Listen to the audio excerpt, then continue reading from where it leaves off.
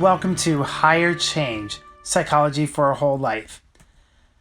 The title of this lesson is Pride and Prejudice, Overcoming Labels and Prejudice. We all make mental shortcuts to help us understand the world around us. Sometimes quick judgments and assumptions can get us into trouble. Some of the objectives for this lesson is that we're going to identify 3 components of an attitude and how attitudes are formed. We'll describe how attitudes can be changed.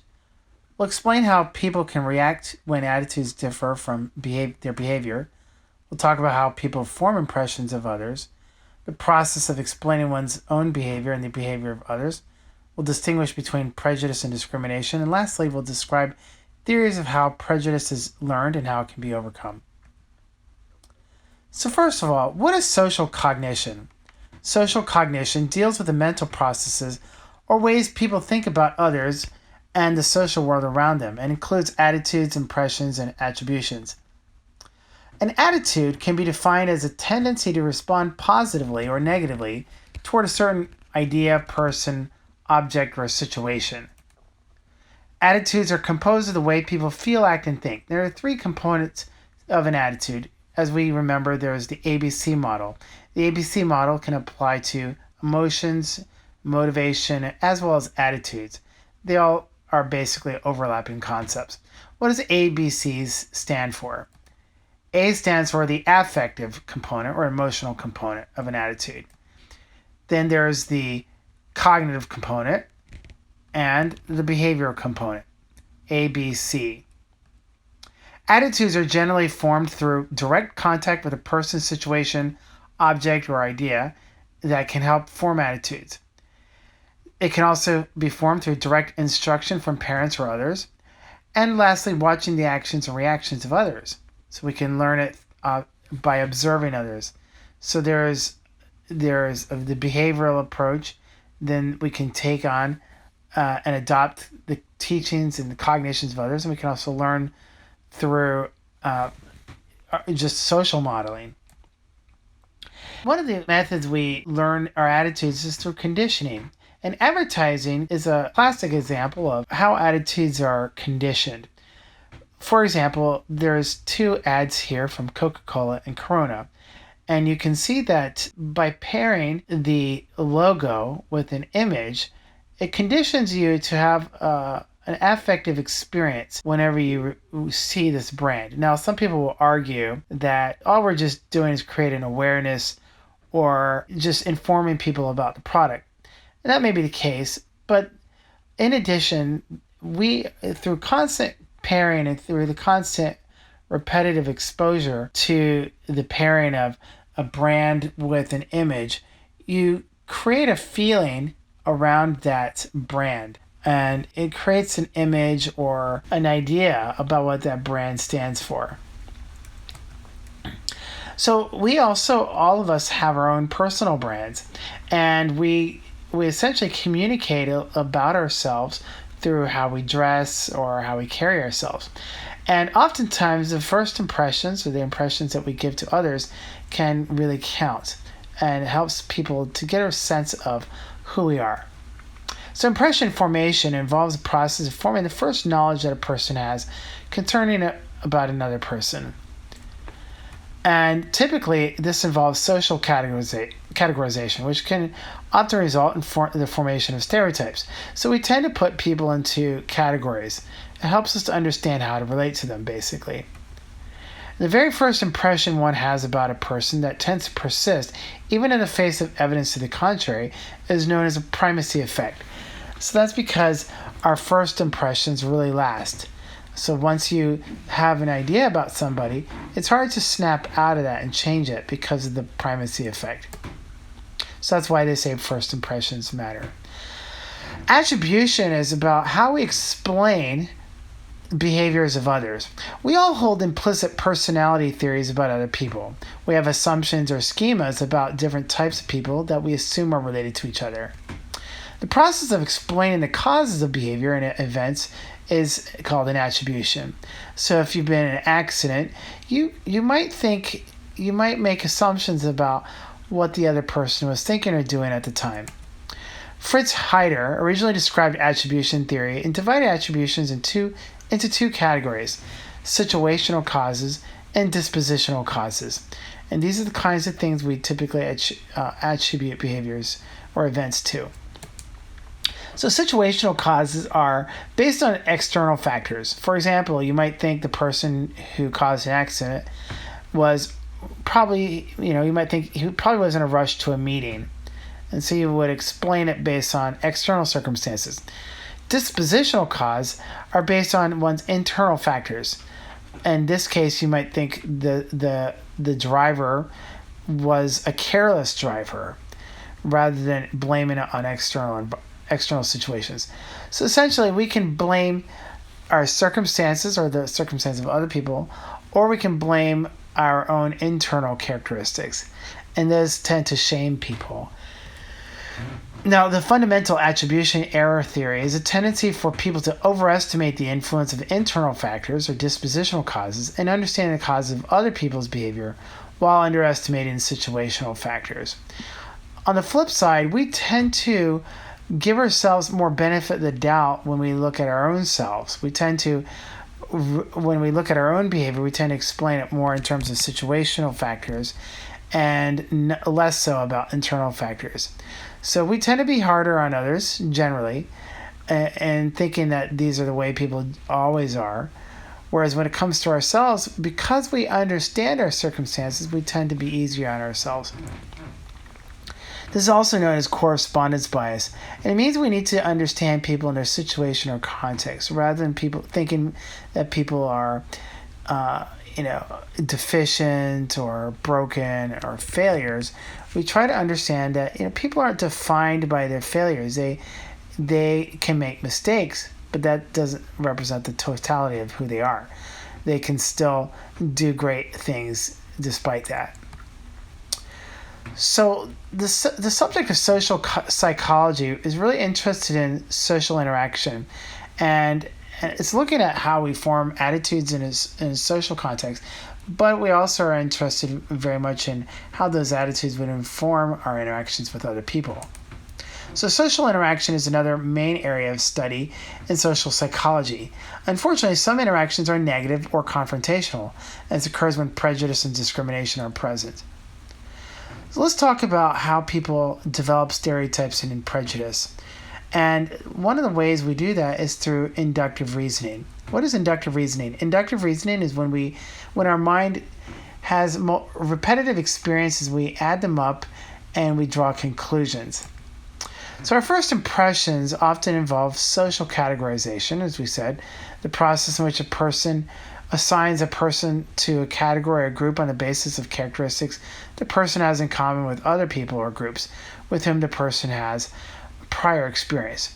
So, for example, you might think about how people are judging each other based on their race, religion, their ethnic background, their gender, sexual orientation, the languages, and that sort of thing.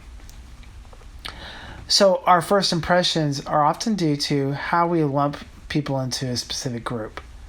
And that's very common for a lot of people. It may not necessarily be race, it could be something else. And once you know that somebody belongs to a category or a label, it's hard to shake that. You will forevermore see that person through that particular label. So one result of a social category is a stereotype, a set of characteristics that people believe is shared by all members of a particular social category.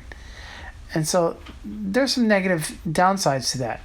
And of course, if you belong to that group, you might be afraid that people are going to make assumptions about you because of your group that you belong to, like your race or your gender. People might think that, you fulfill a stereotype. And so that brings us to some other issues we're going to talk about. But stereotypes are naturally created through our inductive reasoning process. So, for example, if you've had negative experience, like you were robbed by somebody and they happen to be a particular group, and that was your only encounter with that group, then you might assume that people of that group are all bad. And especially if your only experience with that group was negative, then you might assume all people in that group are bad. And that's because our mind is working inductively. Now, unfortunately, this can be easily done through the media. So, for example, if the media only exposes you to people of a certain group and they always present it in a certain way, you're going to draw conclusions through your exposure. And so it could be as simple as passively watching television, and that could reinforce your stereotypes. Implicit assumptions about people unfortunately can lead to negative results such as racism, sexism, classism, which is discrimination based on socioeconomic class, and discrimination in general.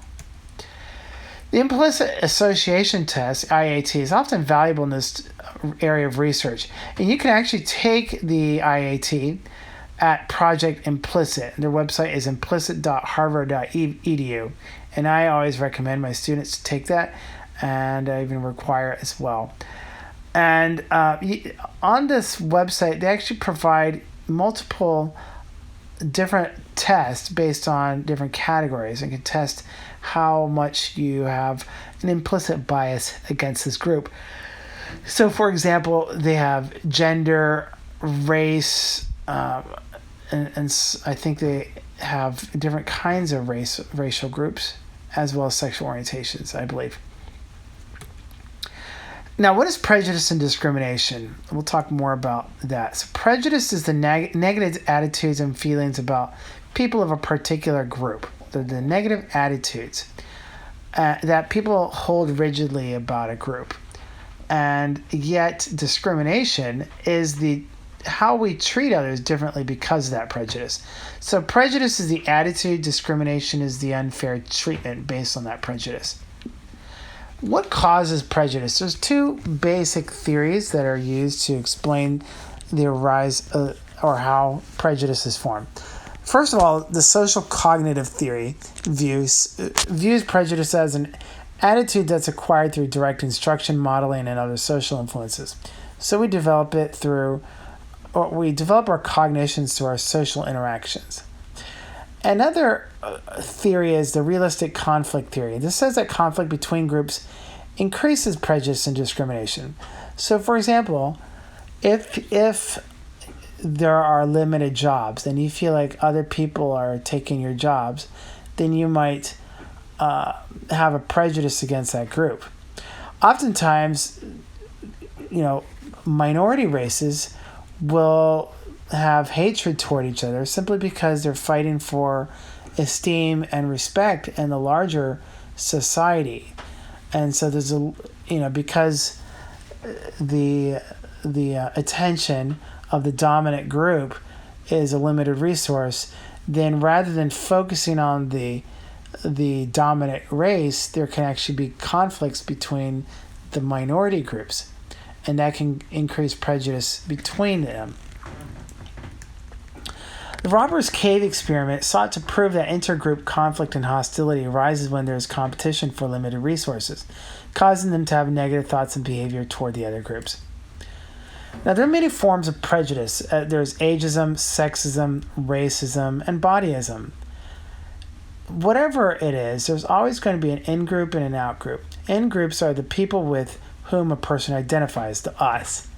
Then there's the out-groups. Those are everyone else with the M, them. And so we have a difference between us versus them. Anytime you start to classify other people as them, then it starts to develop prejudices rather than seeing people as having a common shared identity as like we're all human beings. Whenever you treat people differently because of prejudice toward this social group to which they belong, it's called discrimination. This is differential treatment because of prejudice toward that group. The tendency to direct prejudice and discrimination at outgroup members who have little social power or influence is frequently known as scapegoating. This is really sad because people who have very little power are oftentimes the ones to be blamed for things, rather than looking at the people who actually have the power. So, unfortunately, prejudice and negative attitudes can take a toll on our social identity because we form our identity in the context of how other people see us. So, if people always look at us negatively, it can have a negative effect on us. So, like I said, social identity. I've talked about this in previous lessons, so this is just a recap. But as you may recall, social identity is a part of the self concept that includes one's view of self as a member of a particular social category. And social identity theory says that the formation of a sense of self is due to how others view us. And as you recall, the looking glass theory of self, according to Charles Horton Cooley, states that a person's sense of self grows out of interactions with society and through perceptions and judgments of others. Social categories often influence our identity, so how others see us based on that category will influence the way we see ourselves. So the comparison of oneself to others in ways that raise one's self-esteem is called a social comparison. However, it can also hurt our self-esteem. We often compare ourselves to others of the same demographic group, and we want to see how we compare. Now, if you don't feel like you measure up, then that could be a bad thing. But generally speaking, we don't typically compare ourselves to people of other groups. We generally compare ourselves to people we connect with or we feel like we relate to in terms of gender or race or otherwise. And that's how we typically compare ourselves. Now, the media can actually have negative effects on how we view ourselves. What are some ways that you think the media reinforces stereotypes about men and women? Now, in the past, there have been some blatantly sexist advertisements. For example, here's one where the ad says, "Oh, you mean a woman can open it?" referring to this bottle. And so, of course, this is demeaning because it assumes that women are inferior and not even able to open a bottle. Here's another one on the right that looks pretty. It was pretty sad because it was actually created for Women's Day, and they were trying to be thoughtful, and yet it came out really bad because it says this is an ad for pens, right? And the ad says, "Look like a girl, act like a lady, think like a man, and work like a boss," right? Well, the assumption then is that the only value of women is that they look good and act nice. But to think like a man is somehow superior, right? And so someone scratched out all the girl, lady, man, boss, and just said, look, act, and wrote on it, look, act, think, and work like your own magnificent self, And so that's what we should compare ourselves not comparing women to men. But unfortunately, we see sexist ideas in advertising all the time, and there's worse ones I could share, but they're pretty demeaning, and I don't want to share it here. But over time, sexist images can take a toll on people's self-esteem or on their sense of identity. Stereotypes, prejudice, and discrimination can take a toll, like I said, on our identity over time. So there are three effects that prejudice can have. First of all, there's stereotype threat. This is when people are or feel themselves to be at risk of conforming to stereotypes about their social group. For example, if you think that, like, for example, you are, like, maybe someone thinks white women or blondes or whatever are bad drivers, and you happen to fit into that group, then you might be afraid that people are going to assume automatically you're a bad driver just because you're part of that group. Or some people might see your group as always being angry or something like that. So you might work really hard not to ever present that side and conform to that idea because you don't want to confirm that stereotype. Now, a person's knowledge of stereotypes that exist against his or her group can have a negative impact on their behavior. And this is what's called a stereotype vulnerability. So the knowledge of that stereotype can have a negative impact. So you might, behave more or less like that stereotype because you're reacting to the knowledge of that. And specifically, there's a self-fulfilling prophecy, and this is a tendency of one's expectations to actually affect the behavior in such a way as to make the expectation more likely to occur. So, for example, if you always believe that a particular group is going to fail, and you treat people that way, well, it's likely that that person could end up failing just because people are always treating them that way. So how can we change these attitudes and prejudices? Well, first of all, one way we do that is through highlighting cognitive dissonance, or basically cognitive dissonance is a highlighting of discrepancy between explicit beliefs about oneself and implicit biases that can increase the dissonance. For example, people will say, oh, I'm not racist and I'm not sexist. That would be an example of an explicit belief. Explicit means it's spelled out or spoken. However, implicit biases would be those things that we do that contradict our explicit beliefs about ourselves. So, for example, if you say you're not sexist or you're not racist, but you do something that is pretty prejudiced against a particular group, then that could, if you were aware of that, that could create dissonance. It's funny that a lot of people, when they say, I'm not racist, they're actually about to say something racist. If someone says, well, I'm not sexist, but they're usually about to say something sexist. Now, if people are called out on it, that can actually, be uncomfortable for people. So cognitive dissonance is that psychological discomfort that occurs when a person's behavior does not match up with that person's attitudes. This can be useful for correcting behavior, especially because people want to live consistently with their explicit beliefs about themselves. For example, if people think that they're not racist or sexist, and then someone calls out a particular behavior, they might want to correct it. However, you have to be careful about that because shaming people can actually sometimes reinforce them in their prejudice. In a lot of our world today, or like in the United States, we have great polarization between different parts of society. We have liberals and conservatives who are locked in this cycle of shaming each other. Liberals call out the bigotry and the prejudices of people on the more right end of the spectrum. But unfortunately, sometimes that call-out culture can entrench people further, in their reaction to it. And it makes them more stubborn or less likely to actually want to listen the next time. So that's one of the downsides about, sometimes like putting it in people's faces can simply just shame them and make them only care less about the issue.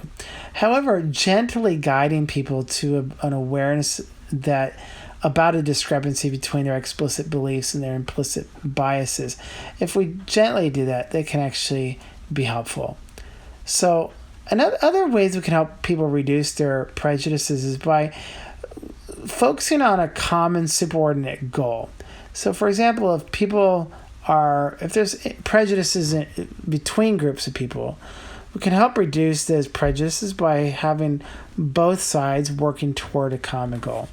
And when people are required to work together, they actually helps them to build relationships with each other so they can get to know each other better. Intergroup contact is actually effective in reducing prejudice if the groups have equal status.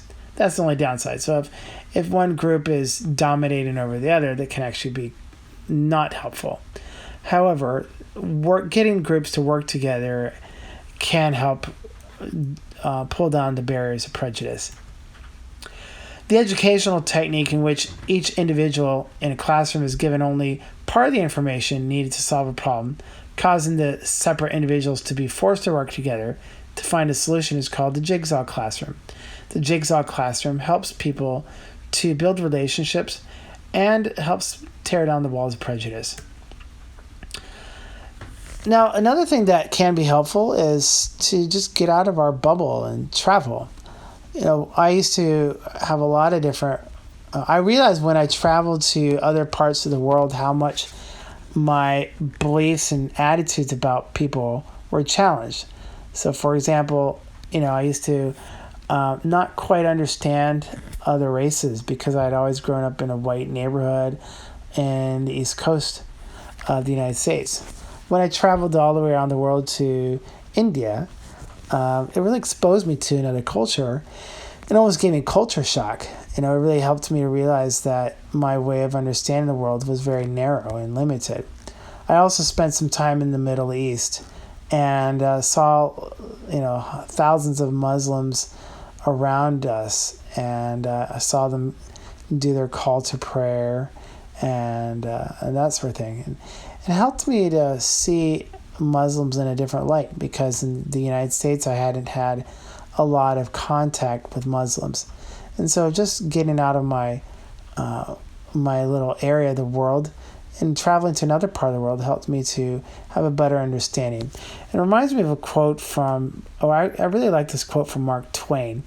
Mark Twain says in his The Innocents Abroad, or Roughing It, he writes, "Travel is fatal to prejudice, bigotry, and narrow-mindedness, and many of our people need it sorely on these accounts. Broad, wholesome, charitable views of men and things cannot be acquired by vegetating in one little corner of the earth all of one's lifetime." And I really like that because it's so true. I encourage people, one of the best forms of education you can get in your life is to travel. Even if it's just to another part of your country, but just to get out of your little bubble can be very valuable. Students can go on mission trips or service trips to other parts of the world. There's different ways of traveling. You can just travel and do the postcard tour where you just take pictures of little scenes, but you don't really interact with people. And another way, which I really appreciated more, is actually traveling for a purpose and getting involved in some kind of service project or mission trip. It really brings you closer in contact with the people. You really get to understand the culture, and it feels better because you're not just there to take a picture and move on, but you're there to build relationships with people. Now, as we get older, one thing I've discovered is that we may become tired of the labels. When we know someone's from a different group, we tend to label them and we stop listening to each other. And unfortunately, there's increasing polarization in our country between liberals and conservatives, and people just stop listening to each other. It can be very frustrating and sad because people aren't learning from each other. They're just building more and more barriers and walls between each other. And I really think that we need to stop the cycle. We have liberals shaming conservatives and conservatives, rebelling against that political correctness or whatever. And then no one's progressing. We're just all becoming further and further entrenched in our positions. And as we get older, as adults get older, they start to detach their identity and self-worth from these labels of society because we become tired of those walls that we erect.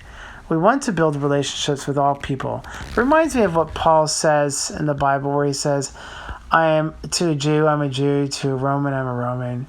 He's all things to all people. He wants to have that kind of connection with people. And labels sometimes can be used to divide us and create exclusive categories. And we want to go beyond that. And labels also can be narrow and confining for ourselves.